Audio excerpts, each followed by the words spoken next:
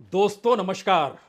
आजादी के बाद किसी भी सरकार ने इंफ्रास्ट्रक्चर पर जितना भी खर्च किया होगा उसमें कम से कम 4 गुना और ज्यादा से ज्यादा 40 गुना ज्यादा पैसा बीते 10 बरस में भारत के इंफ्रास्ट्रक्चर पर सरकार ने खर्च किया है। सिर्फ सरकार ने खर्च नहीं किया है बल्कि पैसा कॉरपोरेट का भी लगा है, बड़ी बड़ी कंपनियों का पैसा लगा है। इस देश के भीतर सड़कों का जाल बिछ गया, इस देश के भीतर एयरपोर्ट बढ़ते चले गए, इस देश के भीतर चाहे वो ट्रांसपोर्ट हो, चाहे वो रोड हो, चाहे वो रेलवे हो, चाहे वो एविएशन हो, यहां तक कि वाटरवेज हो या शिपिंग हो, उस क्षेत्र में भी भारत ने कमाल की प्रगति की है। क्योंकि पैसा जितनी बड़ी तादाद में लगा उस पैसे की रकम कागजों में दर्ज है। और वर्ल्ड बैंक और आईएमएफ की रिपोर्ट बताती है कि भारत में अभी और इंफ्रास्ट्रक्चर की जरूरत है और इस इंफ्रास्ट्रक्चर पर 2024 से लेकर 2029 तक यानी अगले लोकसभा चुनाव तक तकरीबन 147 लाख करोड़, जी 147 लाख करोड़ रुपए और खर्च होंगे। और उसमें दुनिया के तमाम कंपनियों की भागीदारी होगी, बड़े बड़े बैंकों की भागीदारी होगी। और बीते 10 बरस में तकरीबन 100 लाख करोड़ रुपए से ज्यादा इस देश के इंफ्रास्ट्रक्चर पर खर्च हो गया। अब आपका पहला सवाल यही होगा, क्या यह पैसा इस देश में तमाम एयरपोर्ट पर खर्च हुआ जिन एयरपोर्ट को ढहते हुए और चूते हुए इस दौर में देखा गया? और दिल्ली में तो टर्मिनल 1 के नीचे आकर एक व्यक्ति की मौत भी हो गई। उस परिवार की मुश्किलें आज भी कम नहीं हुई है, लेकिन टर्मिनल 1 की स्थिति कब शुरू होगी इसको लेकर सरकार में बेचैनी है और 15 अगस्त से वो शुरू हो जाए इसको लेकर बड़ी तेजी से काम चल रहा है। आपका अगला सवाल होगा, तो क्या इस इंफ्रास्ट्रक्चर के दायरे में अयोध्या का राम मंदिर भी आएगा, जहां की जो स्थिति थी वह हजारों करोड़ रुपए खर्च करने के बाद जो स्थिति डामाडोल हो गई, तो उसकी जिम्मेदारी कौन लेगा? इस देश के बड़े बड़े बिल्डर्स हों, इस देश में बड़े बड़े बिजनेसमैन हों या कॉरपोरेट हाउसेस हों, सभी इंफ्रास्ट्रक्चर में क्यों आ गए? बजट से ऐन पहले अडानी मंच से कह रहे थे कि दरअसल अब इस देश के इंफ्रास्ट्रक्चर में वह लाखों करोड़ रुपया लगाने को तैयार हैं। और जब बजट आया तो बजट में बताया गया 11 लाख 11 हजार करोड़ इंफ्रास्ट्रक्चर पर खर्च होंगे। इस दौर में वो संसद में भी पानी गिरने लगा, संसद के भीतर भी पानी चला गया और झरझर पानी बहता देखकर हर कोई यही पूछने लगा, क्या वही पैसा खर्च हुआ है इस देश का? और टैक्स पेयर का पैसा क्या यही है जो पानी में धुल रहा है? और इतना खर्च करने के बाद भी अगर कोई विजन नहीं है, दिल्ली जैसे शहर में जहां प्रगति मैदान टनल बनता है तो वहां एक पानी में बंद करना पड़ जाता है क्योंकि अंदर स्विमिंग पूल बन जाती है। तो आइए आज इस पूरी परिस्थिति के कच्चे चिट्ठे को खोलने की कोशिश की जाए, क्योंकि इस दौर में जो वर्ल्ड बैंक और आईएमएफ और सरकार की मिलीजुली रिपोर्ट बतलाती है वो बहुत साफ कहती है कि दरअसल इकोनॉमिक ग्रोथ जो होता है और $5 ट्रिलियन तक जो भारत की इकोनॉमी को पहुंचाना है, उसमें बेसिक चीज इंफ्रास्ट्रक्चर है और यही सबसे बड़ा आधार है। आरबीआई ने 4 बरस पहले बताया था कि 2020 से 2024 के बीच में इस देश में रियल एस्टेट कंस्ट्रक्शन में सबसे ज्यादा 1,30,000 करोड़ रुपए पैसा लगे हैं। इस दौर में यह भी जानकारी आई कि जो भी स्थिति लगातार बन रही है और अलग अलग प्रोजेक्ट्स का ऐलान हो रहा है, उनकी तादाद हजारों में है। खुद प्रधानमंत्री मार्च में गए थे, यानी चंद महीने पहले बंगाल गए थे। वहां उन्होंने जाके मल्टीपल कनेक्टिविटी प्रोजेक्ट का उद्घाटन कर दिया कोलकाता पहुंचकर। इसमें तकरीबन $1.8 बिलियन का खर्च होना है। मार्च के महीने में ही जो सिविल एविएशन मिनिस्टर और स्टील मिनिस्टर थे, उन्होंने लगभग 15 एयरपोर्ट के उद्घाटन का जिक्र किया जो 2028 तक पूरा होगा और तकरीबन $12.1 बिलियन इस पे खर्च होगा। और पहले चले जाइएगा तो जो नेशनल हाईवे प्रोजेक्ट है उसको लेकर 2022 के जून के महीने में कहा गया था कि दरअसल वो भी पटना और हाजीपुर पहुंचकर कहा गया था कि लगभग 13,585 करोड़ रुपए का ये नेशनल हाईवे का प्रोजेक्ट है, वो पूरा हुआ नहीं है। लेकिन ऐसे ना जाने कितने प्रोजेक्ट होंगे और आपके जहन में बार बार एक ही सवाल आ रहा होगा, क्या जो पानी टपक रहा है संसद भवन के छत से, उस टॉम्ब से, उस छत को देखने के बाद क्या इस देश में इसी तरीके से पैसों की बरसात हो रही है? और इतना पैसा क्या लूटा जा रहा है? और उस लूट में भागीदारी क्या उस कॉरपोरेट और सरकार के नेक्सस की तो नहीं है? तो एक एक परत को खोलें, लेकिन उससे पहले हमें लगता है शुरुआत में इस तस्वीर को जरूर देखना चाहिए। यह पार्लियामेंट की तस्वीर है, कल रात और आज सुबह की तस्वीर है।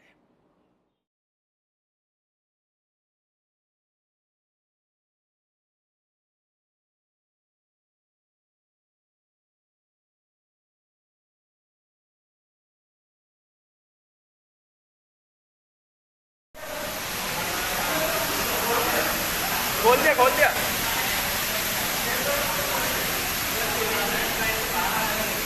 ये हमारा राज्यसभा।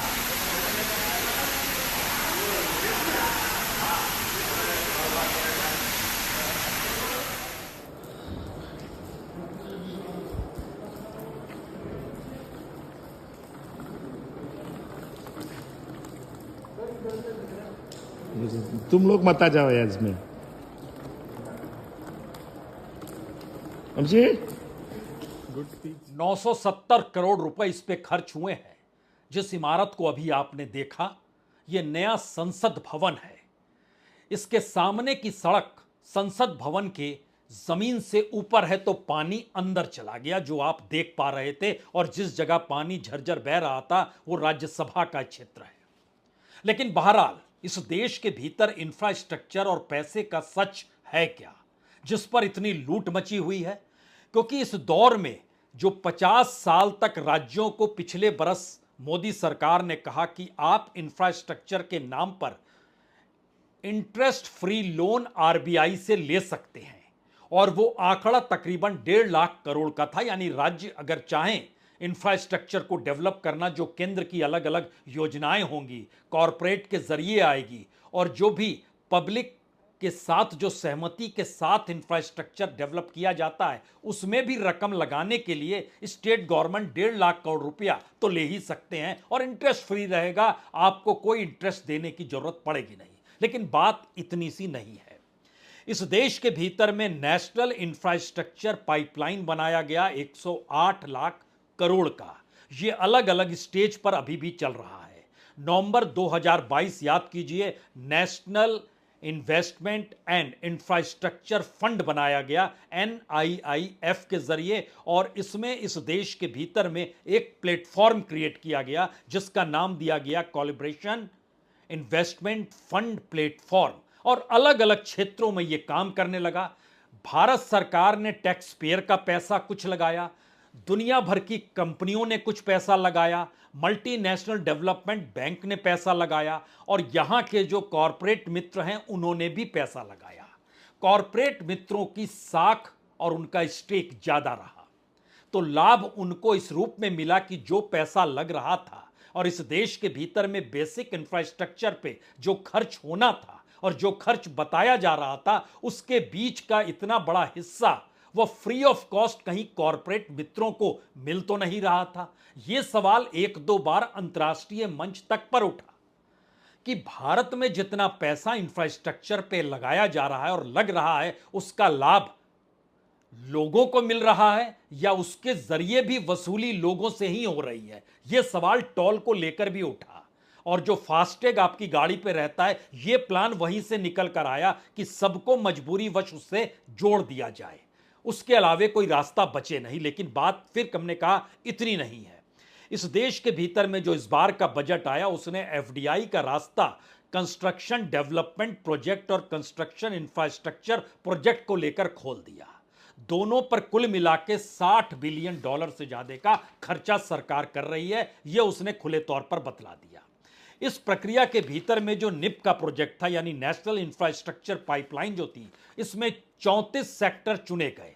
9142 प्रोजेक्टों का ऐलान अभी तक हो चुका है। पिछले बरस तक 6835 प्रोजेक्ट पर काम चल रहा था, जिसमें से 2476 प्रोजेक्ट डेवलपमेंट फेज में थे, और इस पर तकरीबन $1.9 ट्रिलियन का बजट बनाया गया, जो अलग अलग माध्यमों से पैसा लगा।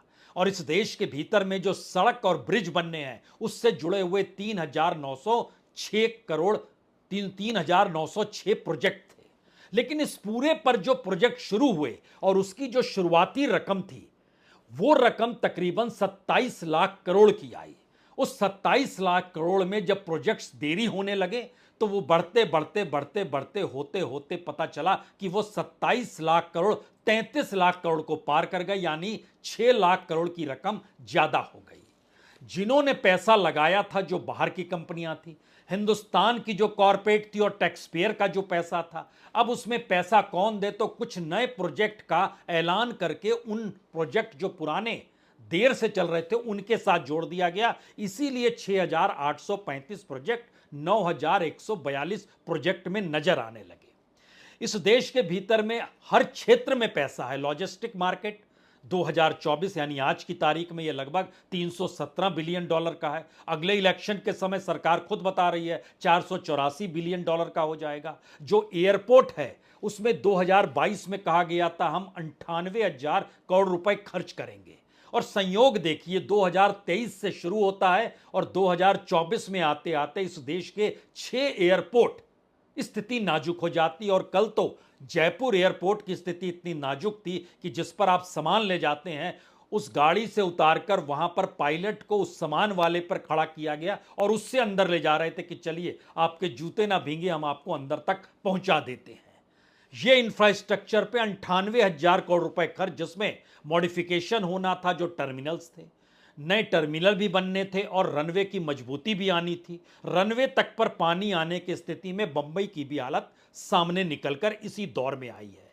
और हमारे यहाँ जो प्लानिंग कमीशन के बाद जब नीति आयोग बनाया गया तो फाइनेंस कमीशन ने भी इस पे काम शुरू किया और कहा कि तकरीबन 1 लाख करोड़ रुपए अब चाहिए इन क्षेत्रों में और सुधार के लिए।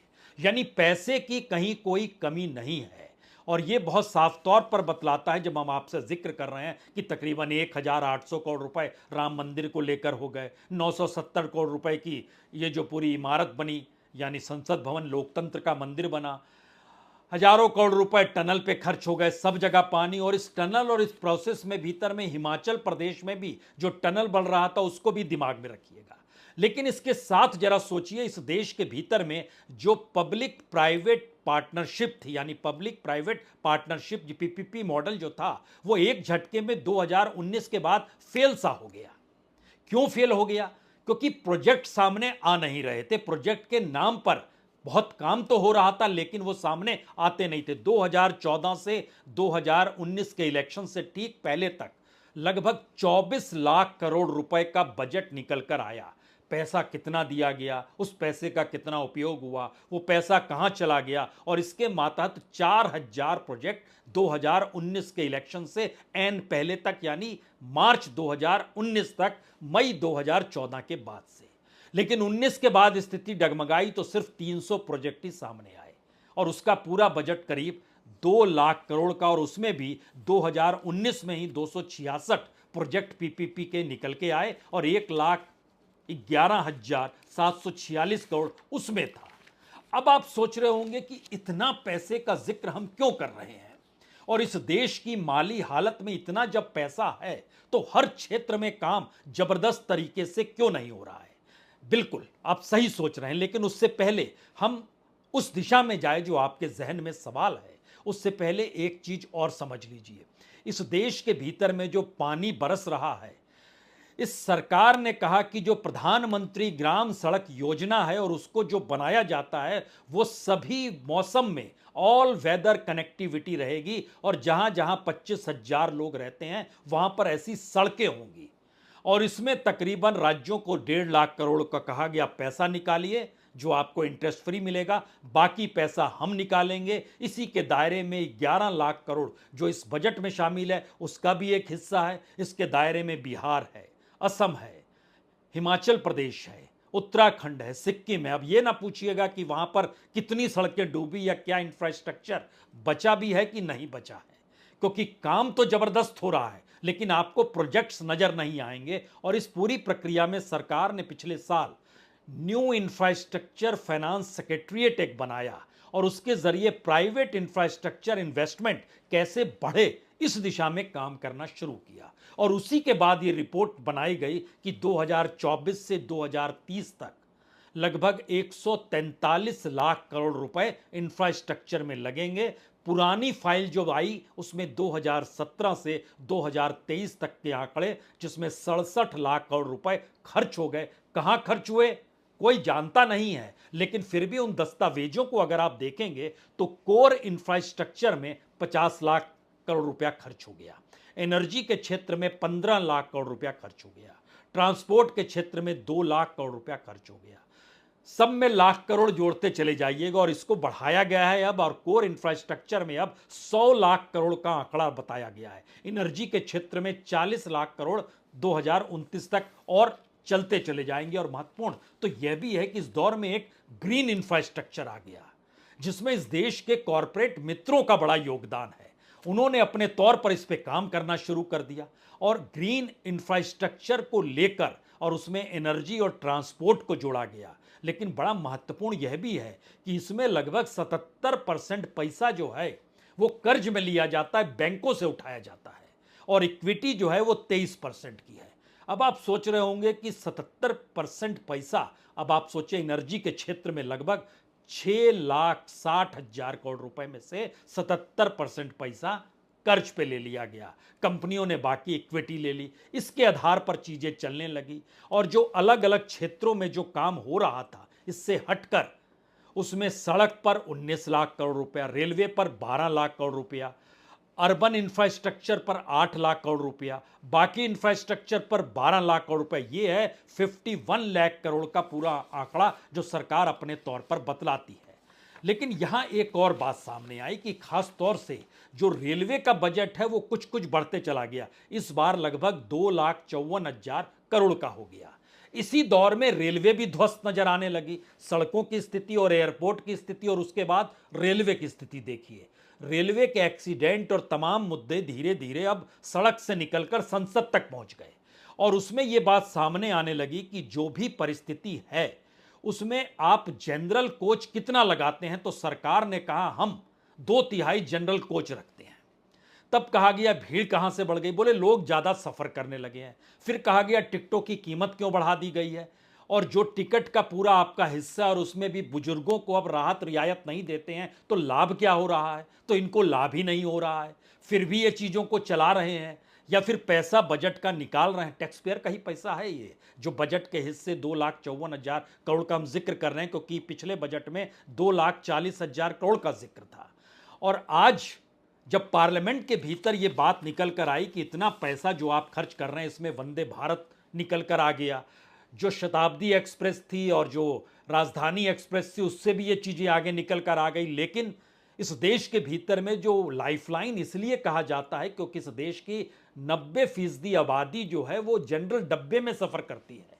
उनके लिए राहत की क्या व्यवस्था है, तो सरकार ने कहा देखिए 10,000 डब्बे जनरल कोच के बन रहे हैं, जल्द ही बन जाएंगे। लेकिन बात ये नहीं है, इस देश के भीतर में बेसिक इंफ्रास्ट्रक्चर की स्थिति क्या है इसको भी जरा जान लीजिए। और उससे पहले जरा सुन लीजिए रेल मंत्री जब पार्लियामेंट के भीतर उनसे सवाल किए जा रहे थे तो वह गुस्से में आ गए, तेवर में आ गए और कहने लग गए सरकार ऐसे चलेगी क्या।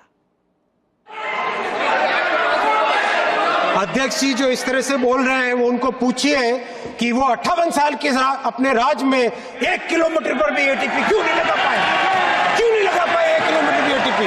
आज ये प्रश्न पूछने की हिम्मत करते हैं।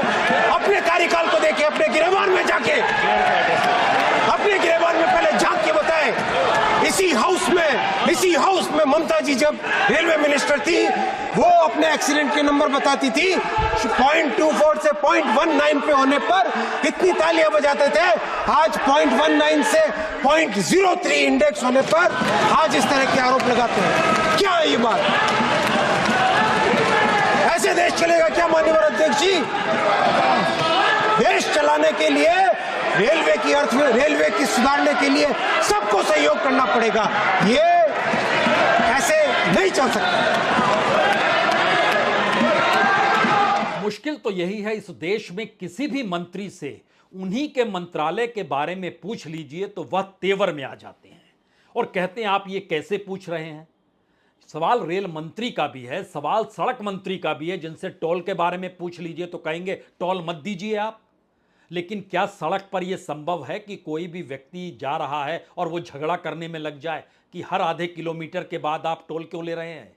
और ये तमाम परिस्थितियों के बीच आप किसी भी मंत्री से पूछ लीजिए, फाइनेंस मिनिस्टर से पूछ लीजिए कि इस देश के भीतर में कोर सेक्टर की हालत इतनी बदहाल क्यों हो गई। एग्रीकल्चर मिनिस्टर से पूछ लीजिए, ऐसी कौन सी परिस्थिति आ गई जिसमें दाल जो है आपको आयात करना पड़ रहा है और वह लगभग 100% ज्यादा बढ़ गया है। इस देश के माइन और कोयला मंत्री से पूछ लीजिए, ऐसी कौन सी स्थिति है इस देश का कोयला लोग नहीं चाहते हैं और बाहर से कोयला आयात हो रहा है। एनर्जी मिनिस्टर से पूछ लीजिए, ऐसी कौन सी परिस्थिति है कि हम एनर्जी की मांग को भी पूरी नहीं कर पा रहे हैं और बाहर से जो कोयला एनर्जी के लिए आ रहा है वह डबल ट्रिपल कीमत में क्यों ले रहे हैं।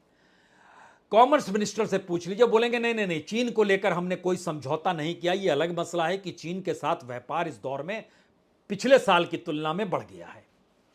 यानी कोई जवाब देने की स्थिति में नहीं होगा तो हमें लगता है कुछ फैक्ट्स आप लोग को जान लेने चाहिए। सबसे बड़ी बात यह है कि कोर सेक्टर जिसके दायरे में इंडस्ट्री कोल आता है, क्रूड ऑयल आता है, स्टील आता है, सीमेंट आती है, इलेक्ट्रिसिटी आता है, फर्टिलाइजर आता है, रिफाइनरी प्रोडक्ट और नेचुरल गैस आते हैं। इसमें सिर्फ कोल, फर्टिलाइजर, सीमेंट, इन्हीं तीन का प्रोडक्शन बढ़ा है। और आपको जानकर हैरत होगी कि इलेक्ट्रिसिटी में -6% कम हो गया, 13.7 पे थे, घट के 7.7% पे आ गया। स्टील में -4.1% हो गया, 6.8% पे थे ग्रोथ रेट, वो घटकर 2.7% पे आ गई। नेचुरल गैस -4.2% हो गया, जो 7.5% का ग्रोथ था वो घटकर 3.3% के ग्रोथ पर आ गया। जो क्रूड ऑयल है इसमें लगभग 2.6% की कटौती हो गई। जो रिफाइनरी है उसमें 1.5% नीचे आ गया। हम आपसे एग्रीकल्चर के क्षेत्र दालों का भी जिक्र कर रहे थे, तो यह सोचिए कि सिर्फ अप्रैल और मई के महीने में 1.13 मिलियन टन दाल आयात किया गया है और पिछले फाइनेंशियल ईयर में 4.7 मिलियन टन आयात किया गया है।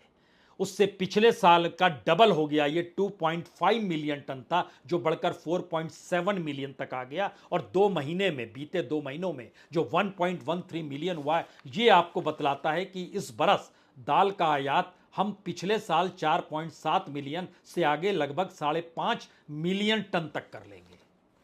हमारे किसान, हमारी जमीन, इसको कैसे बेहतर बनाया जाए, सरकार के पास विजन नहीं है, उपाय नहीं है, या उसका ध्यान इस इंफ्रास्ट्रक्चर पर है जिस इंफ्रास्ट्रक्चर को डेवलप करने के लिए 77% तक कर्ज लिया जाता है। और सच यह है कि बीते एक बरस में, सिर्फ एक बरस में, यानी 30 जून 2023 से लेकर 30 जून 2024 तक इंडस्ट्री के क्षेत्र में 2,65,000 करोड़ रुपए लोन और लिए गए। हाउसिंग के क्षेत्र में 3,75,000 करोड़ रुपए लोन और लिए गए। जो नॉन बैंकिंग फाइनेंशियल इंस्टीट्यूशन है उन्होंने लगभग 1.25 लाख करोड़ रुपया लोन, एक बरस का ये पूरा हिस्सा है। इन सब का लोन गिनना शुरू कीजिएगा तो ये और ज्यादा है। मसलन इंडस्ट्री के क्षेत्र का लोन तो बढ़कर 34 लाख करोड़ पार कर गया है। और इन सब के बीच आखिरी सच भी जान लीजिए, जो किसानों को किसान सम्मान निधि दी जाती है उसमें सरकार ने संसद के भीतर कहा कि हमने 17 किस्त दी है। और इन 17 किस्त में पार्लियामेंट में दर्ज जो सवाल जवाब है उसमें जवाब में कहा गया हमने 17 किस्त 11 करोड़ किसानों में बांटी है और कुल रकम 3,24,000 करोड़ की है। अगर ये 3,24,000 करोड़ को आप 17 किस्त से भाग कर दें और उसको अगर आप 11 करोड़ किसानों में बांट दें तो हर के हिस्से में सिर्फ 1,732 रुपए आएंगे, जो 17 किस्त का हिस्सा है। तो इंफ्रास्ट्रक्चर का पैसा, उसकी पूंजी, उससे खड़ी होती हुई इमारतें और इन इमारतों में से पानी का चूना या ढहढहाकर पानी का पूरा फ्लो अंदर में चले जाना, बाजार के बाजार हिमाचल में ढहते चले जा रहे हैं। क्यों? पैसा कम खर्च किया गया, नींव मजबूत नहीं थी। असल खेल यही है कि भारत में अर्थव्यवस्था की नींव उस राजनीति पर आकर खड़ी हो गई है जिस राजनीति को समझ आ चुका है कि पैसे से पैसा बनाने की सोच अगर आपने डेवलप कर ली तो उससे बड़ा डेवलपमेंट कुछ भी नहीं होता है, और इस देश का यही बेसिक इंफ्रास्ट्रक्चर है। बहुत बहुत शुक्रिया, बहुत बहुत शुक्रिया।